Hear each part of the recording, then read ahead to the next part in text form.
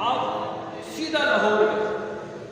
لاہور جب پہنچے نا تو داتا صاحب علی حجویری رحمۃ اللہ تعالی علیہ کی مزار کو انوار پر تو کیا دیکھتے ہیں کہ رحمتوں کی بارش برس رہی ہے، برکتوں کا نزول ہو رہا ہے۔ اللہ کے ولیوں کی مزار پر جو کہتے ہیں کچھ نہیں ملتا، ان کو کہنا چاہتا ہوں پھر آؤ درے خواجہ معین الدین چشتی اجمیری کی بارگاہ میں ان سے جا کے سوال کرتے ہیں، خواجہ صاحب آپ بتائیں داتا صاحب کی مزار میں کیا کرنے گئے تھے، کیا وہاں کچھ ملا بھی تھا؟ آپ فرماتے ہیں گیا کہ حاضری کی غرض سے تھا، فیض حاصل کرنے کے لیے، لیکن جب دیکھا وہ عظیم بارگاہ ہے داتا گنج بخش علی حجویری کہ رحمتوں کی برسات ہو رہی ہے، پھر کیا ہوا؟ ایک نہیں، 2 دن نہیں، 3 دن نہیں، 1 ہفتہ نہیں، 40 دن وہاں پہ میں قیام کیا۔ حضرت خواجہ معین الدین چشتی اجمیری آپ جب واپس پلٹتے ہیں نا 40 دن کے بعد واپس پلٹتے ہیں، پھر کیا عدب ہے، کیا ادب ہے، کیا احترام ہے۔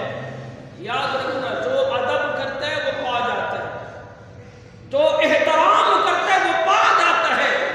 حضرت خواجہ معین الدین چشتی اجمیری علیہ الرحمہ جب لاہور سے واپس پلٹنے لگے نا، اب انداز دیکھیں ادب و احترام کا، جہاں تک آپ پیچھے پلٹے نا کمر نہیں کی، داتا صاحب کے روزے کی طرف کمر نہیں کی، یوں پیچھے ہٹے، نگاہیں داتا صاحب کے روزے کی طرف ہیں، نگاہیں روزے کو دیکھ رہی ہیں، پیچھے الٹے قدم چل رہے ہیں، جہاں تک روزہ نظر آتا گیا کمر تک نہیں کی، اور بڑھتے جا رہے ہیں گنج بخشے فیض علم مظہر نور خدا ناک سارا پیر کامل کامل آرا رہنما۔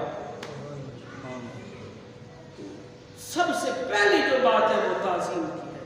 اچھا بتائیں تعظیم کی ہے، حضرت ابراہیم قندوری علیہ السلام کی خدمت کی، آپ نے کیا کیا؟ ایک ٹکڑا روٹی کا سوکھا سا نکالا، بس وہ کھلایا۔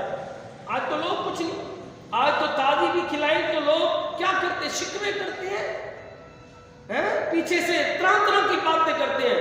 اور جو پانے والے ہوتے ہیں نا، کچھ حاصل کرنے والے، وہ یہ نہیں کہتے کہ سوکھا ٹکڑا، لیکن جب وہ سوکھا ٹکڑا کھایا نا خدا کی عزت کی قسم، پھر دل کی دنیا بدل گئی، جو ورثے کے اندر باغ تھا وہ سب کو تقسیم کر کے اللہ کی بارگاہ میں حاضر ہو گئے۔